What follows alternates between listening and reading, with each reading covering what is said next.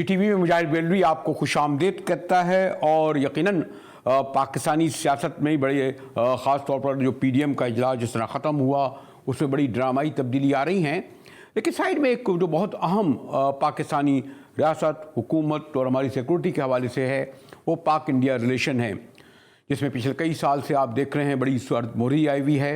Even जो normal relation होते थे ख़ासतौर पर ट्रेड के हवाले से या डैम के हवाले से, वो उन तक पर भी कोई निगोशिएशन नहीं हो रहे थे।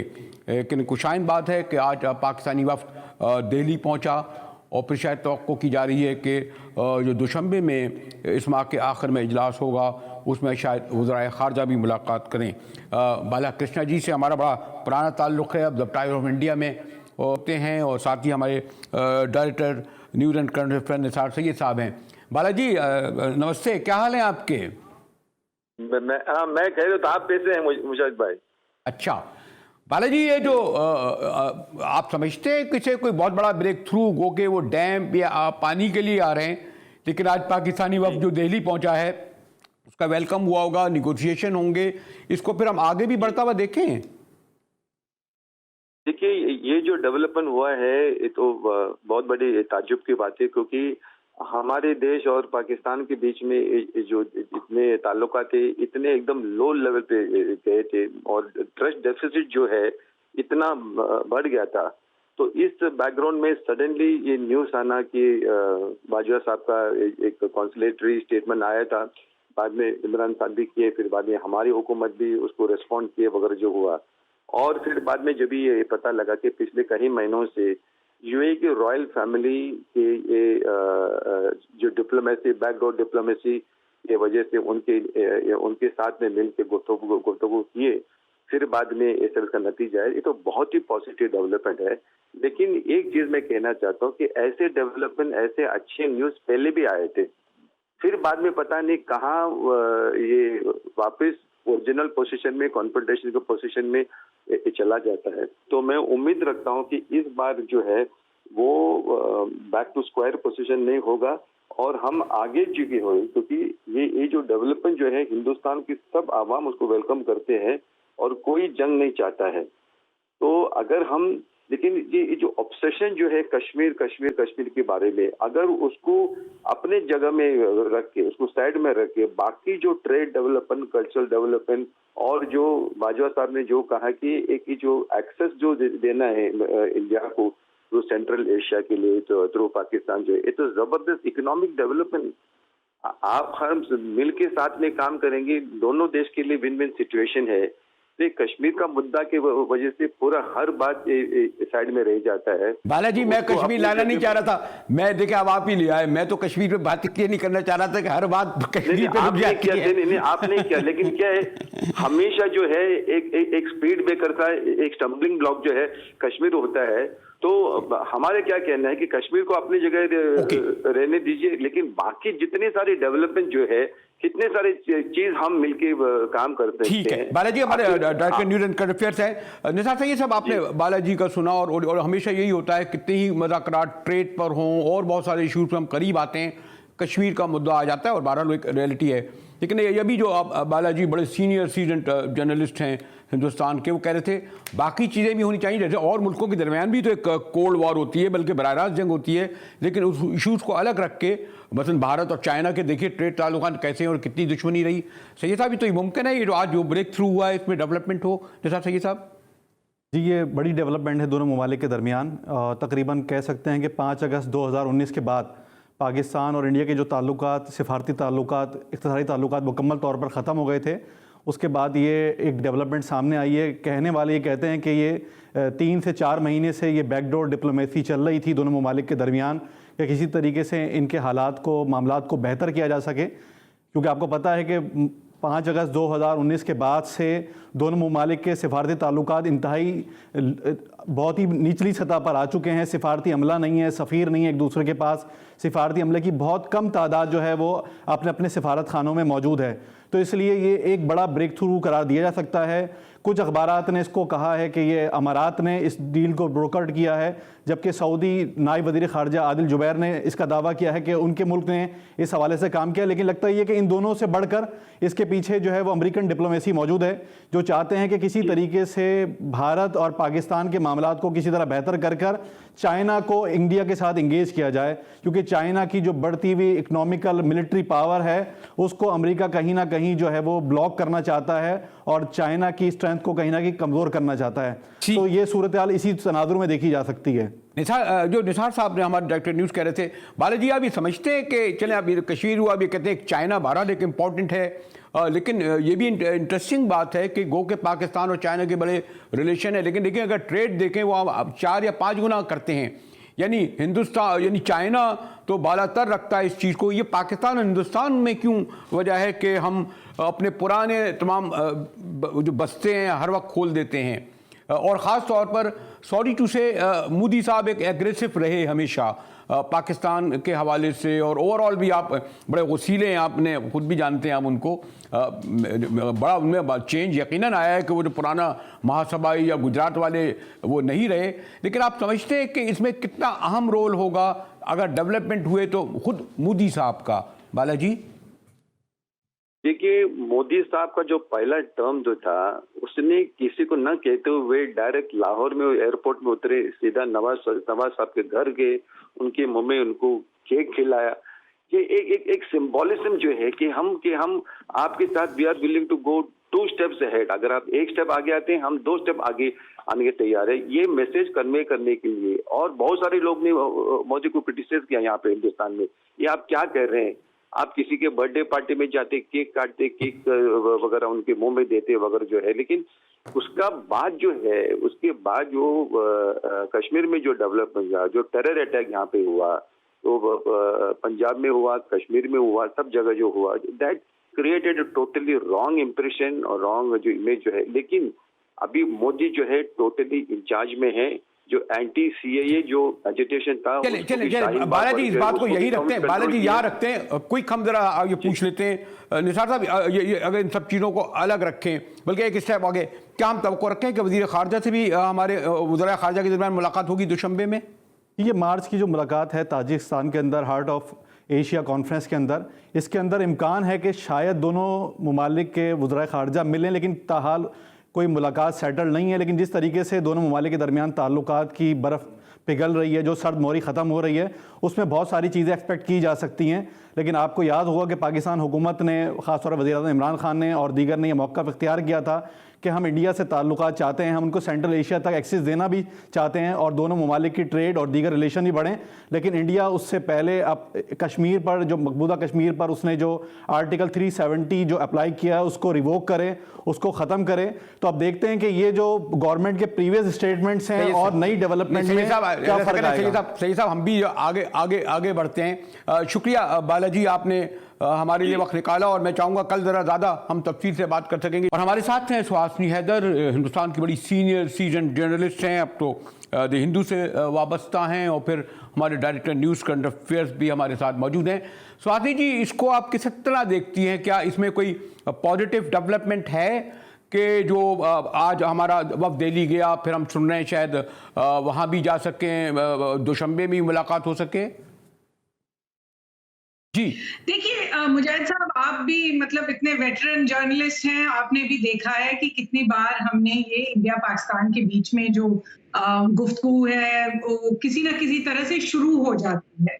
अब इस बार हमें बताया जा रहा है कि हालांकि ये सिर्फ अभी तक सोर्स बेस्ड रिपोर्ट्स हैं, जिनकी पूरी तरह वो पुख्ता नहीं है। इनफैक्ट आपकी तरफ से आपके special assistant to the prime minister Mohit Yusuf ने तो ये भी कहा था कि जो डीजीएमओ की सीज फायर हुई थी वो बस उन दोनों के बीच में बातचीत की वजह से हुई थी और कोई मतलब उनका कोई उसमें रोल नहीं था।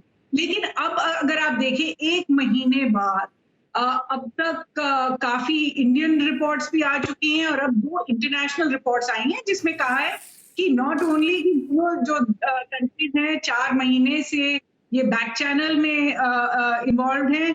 ये जो बैक चैनल है एक रोड मैप की पीस बना रही है, उसमें 4 स्टेप्स हैं। एक है कि ऑनवॉयज को वापस भेज दिया जाए, दूसरा है कि इसके बाद कुछ ट्रेड पर भी होगा, कुछ कश्मीर पे भी बात होगी इसके बीच में। तो ये काफी मतलब डिटेल्स निकल आ रही हैं। एक अब रिपोर्ट दूसरी रिपोर्ट अब आई है कि ये जो पहले टॉक्स हुए थे बैक चैनल के, ये यूनाइटेड अरब एमिरेट्स में हुए थे, दुबई ने फैसिलिटेट करवाए थे उनके फॉरेन मिनिस्टर के थ्रू। अब अभी तक इंडियन गवर्नमेंट की तरफ से इन रिपोर्ट्स पे कोई भी मतलब कोई भी कमेंट नहीं आना है, तो हमें यही लगता है कि कुछ इसमें सच्चाई तो होगी। इसके अलावा आप देख लें, एक महीने में जिस तरह से हमने देखे हैं कि स्टेप्स लिए जा रहे हैं, स्पोर्टिंग टाइज जो 3 साल से नहीं हुए हैं। अब एक Pakistani equestrian team India I है, एक शूटर भी इंडिया आए थे, उनको वीजाज मिले थे। इसके अलावा जो प्राइम मिनिस्टर मोदी ने ट्वीट किया था प्राइम मिनिस्टर इमरान खान के लिए, जब उनके रिकवरी के लिए जो पिछले दिन उन्होंने किया था। इसके अलावा आप अगर देख लें जो जिस तरह की स्टेटमेंट्स आ रहे हैं, प्राइम मिनिस्टर इमरान खान और आपकी तरफ आर्मी चीफ ने भी जिस तरह के पिछले हफ्ते स्टेटमेंट्स लिए थे, और हमारी तरफ से फॉरेन सेक्रेटरी ने पाकिस्तान का जिक्र किया था, लेकिन उसमें जो नॉर्मली वो क्रॉस बॉर्डर टेररिज्म का जिक्र करते हैं उसका नहीं था। तो मुझे लगता है हम देख तो रहे हैं कि कुछ हो रहा है। ठीक है। एक और वजह भी है स्वाति, भी एक और भी है कि इसमें हमारे मीडिया के हॉक्स हैं, उनका भी दोनों तरफ का बड़ा किरदार होता है। निसार सैयद साहब, जो स्वाति हैदर से हमारी कई बरसों से गुफ्तगू होती रही है और अच्छा वक्त था तो मुलाकातें भी होती थी, यहाँ भी, दिल्ली भी, और अभी भी आप गुफ्तगू सुन रहे होंगे, शी इज़ लुकिंग पॉजिटिव। तो आप समझते हैं हर बार पॉजिटिव गुफ्तगू तो शुरू होती है, फिर कोई बम्बई हो जाता है, फिर कोई और हो जाता है। तो अब हम ये तवक्को रखते हैं कि ये जो आज जो मीटिंग हो रही है दिल्ली में, फिर शायद दुशंबे में भी हो जाए। तो ये ज़रूरी है ना, अब इस मुल्कों में इश्यूज होते हैं, लेकिन बायलैटरल ट्रेड या कोई ना कोई ताल्लुक तो रहना चाहिए ना। जी बिल्कुल ऐसा ही है। जैसे 26-27 फरवरी से जो DGMOs की मीटिंग के बाद LOC पे सीज़ फायर हुआ है, और उसके बाद हम देख सकते हैं कि LOC पे वायलेशंस भी नहीं हो रही हैं, एक दूसरे के ख़िलाफ़ जो स्टेटमेंट्स थे वो भी रुक गए हैं, और डेवलपमेंट्स डे बाय डे सामने आ रही हैं। तो इस दफ़ा उम्मीद की जा रही है कि चीज़ें काफ़ी आगे बढ़कर सामने आएंगी। लेकिन वो बात सही है कि प्रॉब्लम है कहीं ना कहीं पर, जिसको दोनों मुल्कों की लीडरशिप को सॉल्व करना पड़ेगा, और वो जो प्रॉब्लम इश्यूज़ हैं उस पर बैठना पड़ेगा। उसके बगैर आप उसको अगर एक तरफ करना चाहते हैं, प्रॉब्लम्स को, जो इश्यूज़ हैं उसके साथ आगे बढ़ सकते हैं, उसको एक तरफ करके वो प्रॉब्लम कहीं ना कहीं आपको इंगेज करेगी। इसलिए इसको थोड़ा सा रियलिस्टिक ग्राउंड पे देखना पड़ेगा। दूसरा, रीजनल और जो सुपर पावर्स हैं, नाम नेहाद भी सही, लेकिन उनकी भी ज़रूरत है कि पाक इंडिया रिलेशंस डेवलप हों, ताकि वो अपने एजेंडे को इस रीजन में टो कर सकें। उसके बगैर शायद उनका एजेंडा इस आसानी से टो नहीं हो सकेगा। ठीक है निसार, अब एक और पहलू से मैं स्वाति जी कहूँगा, जो अभी निसार साहब कह रहे थे, बड़ी एक इंटरेस्टिंग बात यह है कि जब डेमोक्रेटिक लीडरशिप होती है उस दौरान ज़्यादा जंग होती है। मुशर्रफ साहब के दौर में आगरा भी होता था, अभी आप ये देखें बाजवा साहब भी सॉफ्ट हो रहे हैं। तो मोदी साहब को बहुत हम एग्रेसिव समझते थे और उनका जो पास रहा उसके रेफरेंस से बात कर रहे थे, लेकिन वो तो हमारे नवाज शरीफ साहब के लिए उनकी शादी में शिरकत के लिए जहाज़ भर कर आ गए थे। तो ये सब पास जहन में रखते हुए मोदी साहब का जो पाकिस्तान में या खुद इंडिया में एक परसेप्शन है, आप समझते हैं कि आप वो रियलाइज़ करते हैं कि किसी न किसी सिते पे कोई ना कोई डोर, खिड़कियाँ ओपन हों ट्रेड के हवाले से, चलें क्रिकेट हो जाए तो और अच्छा हो। स्वाति जी, देखिए, मुझे ये जरूर लगता है कि अगर आप इंडिया और पाकिस्तान में चले जाएं और आप लोगों से पूछें कि आपको क्या पीस चाहिए, शांति चाहिए, अमन चाहिए, तो ज्यादातर लोग यही कहेंगे कि हम अमन में रहना चाहते हैं। लेकिन उसके बाद जो डिफरेंसेस आ जाती हैं दोनों तरफ पे, इंडिया की तरफ पे टेररिज्म एक बहुत बड़ा मुद्दा है, पाकिस्तान की तरफ से कश्मीर एक बहुत बड़ा मुद्दा है। लेकिन सबसे ज्यादा जहां पर मुझे लगता है कि तवज्जो देनी चाहिए इस वक्त, ये हमारे जो हुक्मरान हैं, हमारे जो पॉलिटिशियंस हैं, उन पे होना चाहिए कि आप इस तरह की जो सीक्रेट गुफ्तगू करते हैं, इस तरह के जो सीक्रेट डायलॉग करते हैं और अपने आवाम, अपने लोगों को प्रिपेयर नहीं करते हैं। मैं कहूंगी दोनों तरफ पे गवर्नमेंट्स ने अपने लोगों को प्रिपेयर नहीं किया है कि किस तरह से वो बात करना चाहते हैं, कहाँ जाना चाहते हैं, किस मुकाम पे ये टॉक्स को ले जाना चाहते हैं। मुझे लगता है यहाँ पर एक मतलब प्रॉब्लम की बुनियाद यहीं से होती है। हम हर वक्त कहते हैं मीडिया अपना हॉकिश टोन दिखा के टॉक्स को खराब कर देती है, लेकिन मुझे लगता है कि सबसे ज्यादा जो रिस्पॉन्सिबिलिटी होनी चाहिए ये गवर्नमेंट्स पे होनी चाहिए, वो दिल्ली और इस्लामाबाद में, कि वो अपने लोगों को बिल्कुल प्रिपेयर करें कि हम अब टॉक्स के लिए जाना चाहते हैं। अगर इंडिया की तरफ से बातचीत के लिए रजामंदी है, अगर पाकिस्तान की तरफ से किसी तरह से बातचीत के लिए अभी पहल हो चुकी है, तो हमें एक्सप्लेन किया जाए कि किस तरह से कुछ चेंज हुआ है, क्या है वजह जिसकी वजह से आप समझते हैं कि आज टॉक्स करना जरूरी है। पिछले 5 सालों से टॉक्स नहीं कर पाए हैं। मैं इसमें नहीं जाना चाहती हूँ कि किसकी गलती है, किसने पहले किया, कहां से टेररिस्ट अटैक हुआ, किस वक्त हुआ। हमें बस इतना पता है कि जिस दिन से प्राइम मिनिस्टर मोदी वहां लाहौर गए थे दिसंबर 2015, उसके बाद टॉक्स अभी तक हम उन पे अमल नहीं कर पाए हैं। सुषमा स्वराज ने दिसंबर 2015, अब तो वो गुजर गई हैं, passed away some years ago, जब उन्होंने बातचीत की थी दिसंबर 2015 में इस्लामाबाद में जाके हार्ट ऑफ एशिया की कॉन्फ्रेंस में, तब बातचीत हुई थी एक कॉम्प्रिहेंसिव बायलैटरल डायलॉग का। अब उसका क्या हुआ? अब उसके बाद जो हमने बातचीत नहीं की उसका क्या हुआ? Okay. तो आई थिंक मुजाहिद साहब, I just want to make the point कि अगर हम इसी मतलब साइकिल में हम चलते चलेंगे कि गवर्नमेंट्स अपने लोगों को बताती नहीं है, प्रिपेयर नहीं करती हैं, तो फिर कहीं ना कहीं रोड़े निकल आएंगे। निसार साहब, ये जो कह रही थी चलनी चाहिए, हुक्मरानों को बताते रहना चाहिए अपने आवाम को, निसार भी पॉजिटिव पॉइंट ऑफ व्यू है इनका ना? जी, हमारे पास तो फॉरेन मीडिया से ही रिपोर्ट्स आई हैं सारी की सारी, कि कभी यूएई ने क्लेम किया है, कभी सऊदी डिप्टी फॉरेन मिनिस्टर ने क्लेम किया है कि वो इस डील को प्रोवोकेट कर रहे थे। तो ये अच्छा होता कि हमारे हुक्मरान या और चीज़ें वाजे करते, या पहले पाकिस्तानी और इंडियन मीडिया को पता चलता, बाद में फॉरेन लीडरशिप उसको क्लेम करती है। लेकिन बहरहाल ये बातें अब सामने आना शुरू हो चुकी हैं, और इसका मतलब ये है कि बहुत सारे लोगों का इन दोनों ममालिक के ताल्लुकात को बेहतर करने में इंटरेस्ट है, और इस इंटरेस्ट के सबब ये लगता है कि ये इस दफ़ा जो टॉक शुरू होंगी वो किसी अच्छे नतीजे पर पहुंचेंगी, जिसमें जो है वो टेररिज्म को भी एड्रेस करना चाहिए, जिसमें कश्मीर के इशू को भी एड्रेस करना चाहिए, वहाँ पर जो मसाइल हैं उनको हल करना चाहिए।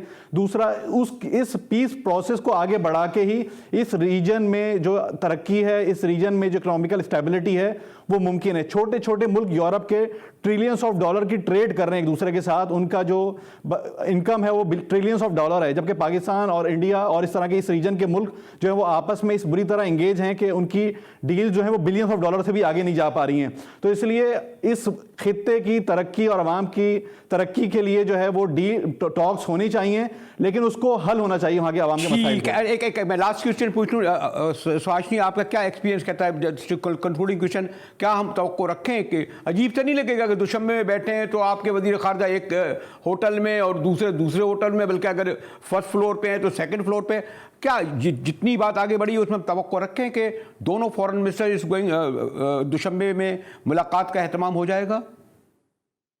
आई थिंक हम जरूर इतना एक्सपेक्ट कर सकते हैं कि कुछ तो उन दोनों के बीच में किसी तरह के बातचीत तो होंगे, लेकिन जैसे हम पिछले महीने से देखते आ रहे हैं और शायद अक्टूबर 2020 से देखते आ रहे हैं, गवर्नमेंट्स हमें शायद ना बताएं, पब्लिकली शायद ना बोले। Okay. तो आप जो कह रहे थे कि अगर हम तजुर्बे से कहें तो आई वुड से मैं पॉजिटिव हूं लेकिन ऑप्टिमिस्टिक नहीं। जब तक गवर्नमेंट्स लोगों को बताए नहीं, जैसे प्राइम मिनिस्टर इमरान खान ने कहा कि ट्रेड अगर बढ़ जाएगा इंडिया के साथ और दूसरों के साथ तो इंडिया का भी फायदा होगा, लेकिन मैं याद दिलाना चाहती हूँ कि ट्रेड तो पाकिस्तान की तरफ से रोका गया था अगस्त 5 के बाद। तो मतलब अगर जब तक हम पूरी तरह से गवर्नमेंट से हम नहीं सुनते हैं कि वो क्या सोच रहे हैं, किस तरह जाना चाहते हैं, तो हम ज्यादा ऑप्टिमिस्टिक भी नहीं हो सकते। ये टर्म है, इसी पे मैं खत्म हूँ। सही साहब, आप क्या समझते हैं? ये कहते हैं मैं पॉजिटिविटी हूँ, ऑप्टिमिस्टिक इन्होंने बड़ा टेक्निकल अच्छा सा वर्ड इस्तेमाल किया। आप क्या ऑप्टिमिस्टिक हैं? जी देखिए, बिल्कुल क्लियर बात है ये कि कुछ ऐसे डिस्प्यूट्स हैं दोनों ममालिक के दरमियान के जिनको सेट किए बगैर ये मामला ड्यूरेबल नहीं हो सकते, जिसमें ख़ास तौर पे कश्मीर का इशू है। दोनों तरफ के कश्मीरी और पाकिस्तान के और इंडिया के अवाम चाहते हैं कि मसला हल हो, ख़ास तौर पे कश्मीरी अवाम, तो इसको हल करना पड़ेगा। और 5 अगस्त 2019 के बाद जो ताल्लुकात ख़त्म हुए थे और जो सिफारती ताल्लुकात ख़त्म करने का पाकिस्तान गवर्नमेंट ने ऐलान किया था, वो भी आर्टिकल 370 के नफाज के बाद किया था। तो इंडिया को चाहिए कि वो इस पे पीछे हटे, कश्मीरियों को रिलैक्सेशन दे, उनके ऊपर जो स्टेट के मसाइल अब आपने फिर कश्मीरी पे मैं देख रहा था कि स्वाजनी मुस्कुराहट यहाँ पर कि वो कह रही हैं लो भाई फिर कश्मीर आ गया तो फिर बातचीत कैसे होगी। यही देखिए, कश्मीर के बगैर मसला ड्यूरेबल हो नहीं सकता है। स्वाजनी ऐसे ही है क्या? Sorry, just concluding word. होगा तब तक मसला हल नहीं हो सकता है। स्वाजनी, चले ये तो हुआ ना कि हम और आप तो बात कर रहे हैं ना, कम से कम लेट स्टार्ट। बहुत दिनों बाद गुफ्तगू हुई और बातचीत जारी रहेगी, हमारी भी और होनी भी चाहिए। ओके, शुक्रिया स्वाजनी, आप से मैं इस उम्मीद पर गुफ्तगू ख़त्म करता हूं कि जो हम जोर दे रहे हैं कि कश्मीर तो बहरहाल एक इशू है जिसने बहुत हमारे जंगें 3-4 लड़ी, लेकिन अब आगे चलकर पॉजिटिव चीज़ें सामने आएंगी, जैसे आज दिल्ली में मुलाकात और फिर हमारे वज़राए ख़ारजा की दोशंबे में मुलाकात, जिसमें तमाम इशूज़ आएंगे। मैं डायरेक्टर न्यूज़ अपने निसार सईद साहब और स्वाजनी ख़ास तौर पर आपका शुक्रिया अदा करता हूँ।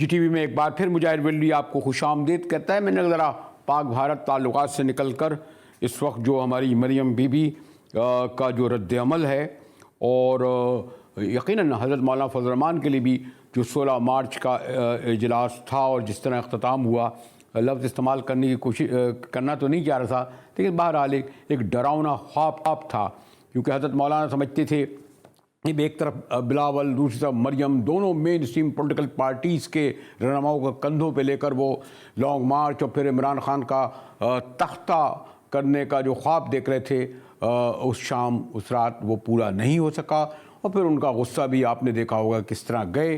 और इसी तरह फिर जो सेनेट के इलेक्शन आए और फिर ये लॉन्ग मार्च जो मुलतवी हुआ, इसके बाद मरियम बीबी जो बहरहाल यंग डायनेमिक खातून हैं, वो भी एक उस तरह बैलेंस नहीं कर सकें जो हमारी लीडरशिप होती है, जिस तरह जरदारी साहब करते हैं या एक हद तक हमारे शहबाज शरीफ साहब करते हैं। इसीलिए जो सेनेट के हवाले से ही नहीं, बल्कि वो तो उन्होंने जो लैंग्वेज इस्तेमाल की कि हम ज़बान खींच लेंगे अगर किसी ने हमारे वालिद को कहा कुछ, इस पर कमरुज़्ज़मा कायरा जैसे यानी जो बैलेंस्ड और सीजन रहनुमा है, उन्हें कहना पड़ा कि आप किस किस की ज़बान खींचेंगी। लेकिन उससे भी ज़्यादा अहम सेनेट के इलेक्शन के हवाले से मरियम बीबी ने दावा किया कि लीडर ऑफ दी अपोजिशन उनका ही होगा, क्योंकि सिचुएशन चेंज हो चुकी है जो इलेक्शन के नताइज आए। सेनेट चेयरमैन के लिए सब जमातें जो हैं पीडीएम में जो शामिल हैं वो यूसुफ रज़ा गिलानी साहब को सपोर्ट करेंगी, वोट भी देंगी। और उसके लिए जो डिप्टी चेयरमैन है उसके लिए JUIF के जो उम्मीदवार थे हैदरी साहब, उनको भी सपोर्ट करेंगी। और लीडर ऑफ द अपोजिशन जो है वो मुस्लिम लीग नून का होगा। अब चूंकि ये असूली फ़ैसला हो चुका है और किसी की हार जीत के बाद इसमें कोई गुंजाइश नहीं है तब्दीली की, क्योंकि ये बात नहीं हुई थी कि कोई हार जाएगा तो ये फ़ैसला तब्दील हो जाएगा। ये एक असूली फ़ैसला हो चुका है और मैं उम्मीद करती हूँ कि असूल के तहत इसी फैसले पर सब जमातें जो हैं वो खड़ी रहेंगी। मेरा ज़ाती ख्याल है, मौलाना साहब से ये बात अभी हुई है, मौलाना साहब भी असूली बात को सपोर्ट करते हैं, बाकी जमातें भी। और अगर कोई इसमें समझता है कि उनके लिए गुंजाइश निकल सकती है तो मेरा ख्याल है कि उनको भी मनाया जा सकता है कि असूली फ़ैसला हो चुका है, इसको दोबारा खोलने की अब ज़रूरत नहीं है। जी, तो मरियम नवाज़ बीबी का कहना है कि उसूल के तहत और उसूली फ़ैसला है और मौलाना भी हमारे उसूली फ़ैसले के साथ हैं। हमारे साथ नैयद बुखारी हैं, साबिक चेयरमैन सेनेट, पीपल्स पार्टी के बड़े सीनियर रहनुमा, बल्कि सेक्रेटरी जनरल। बुखारी साहब, अभी आप हमारी मरियम बीबी पूरी तफसील से बता रही थी कि सेनेट के इलेक्शन से पहले तो यकीनन ये तय हुआ था कि चेयरमैन जो है वो तो गिलानी साहब होंगे, डिप्टी चेयरमैन हैदरी साहब होंगे और लीडर ऑफ दी अपोजिशन हमारी पार्टी का होगा। तो अब अगर ये हार गए तो जिम्मेदार हम तो नहीं हैं, इसलिए वो दावा कर रही थी कि उसूली तौर पर अपोजिशन लीडर सेनेट में उनकी जमात का नामजद करदा होगा। हज़रत मौलाना उनके साथ हैं। क्या कहते हैं कानून, क्या कहता है मोहतरम नैयद बुखारी साहब? अंडर द रूल्स यही है पहले डिस्क्रिप्शन होती थी स्पीकर के पास और चेयरमैन के पास। और 2003 में जब हम अपोजिशन में थे, मैं भी था, राजा साहब भी थे अब नेशनल असेंबली में, तो उस वक्त के स्पीकर ने बेईमानी करके, स्ट्रेंथ हमारी ज्यादा थी, मखदूम अमीन फैब साहब की ज्यादा थी, और उन्होंने MMA को मौलाना फजल रहमान को बना दिया था।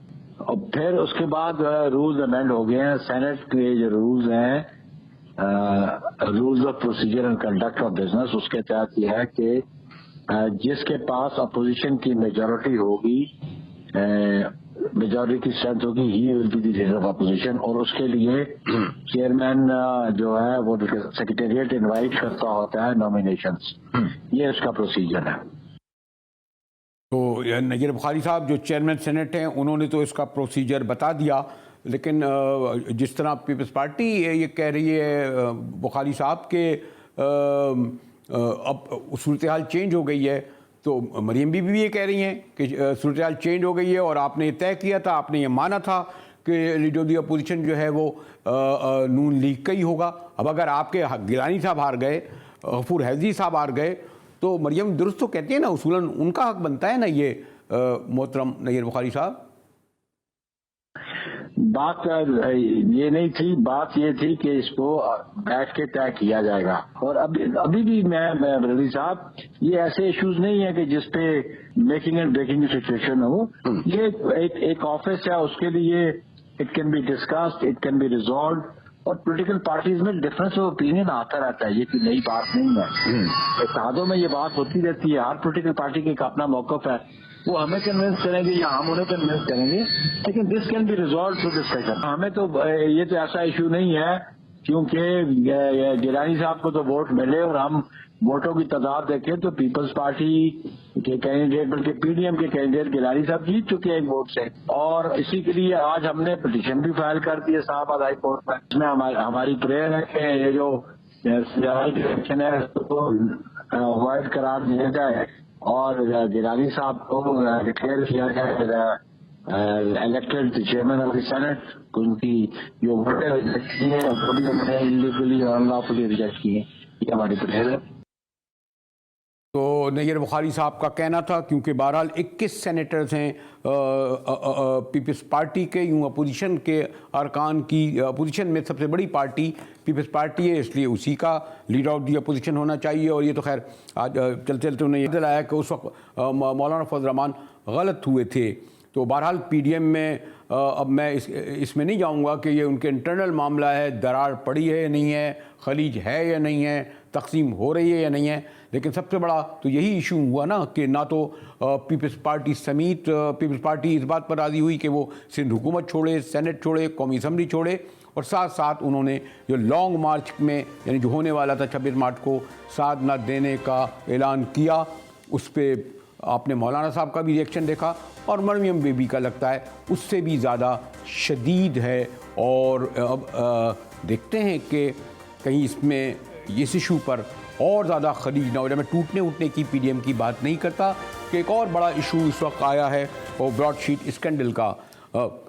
हमने जितने पैसे देने थे वो तो दे दिए, फिर एक हुकूमत ने एक जस्टिस अजमत सईद की सरबराही में एक रुकनी कमेटी बनाई थी जिसको ये तय करना था कि इसमें और क्या ज़्यादा जो है पोशीदा बातें हैं, खुफिया बातें हैं ब्रॉडशीट स्कैंडल में, जिसके ज़रिए इतनी बड़ी रकम डॉलरों में, पाउंडों में हमें एक शख्स को जो अचानक आया उसने बनाई, ना कुछ दिया ना दिया, मिलियंस डॉलर में पाउंड हमसे ले गया। हमारे साथ रहिएगा, हम अपने कॉरेस्पॉन्डेंट पे जाएंगे जिससे मालूम करेंगे कि ये क्या आया और साथ साथ जरदारी साहब का नाम कैसे इसमें आ गया। हमारे साथ रहिएगा, मिलते हैं ब्रेक के बाद।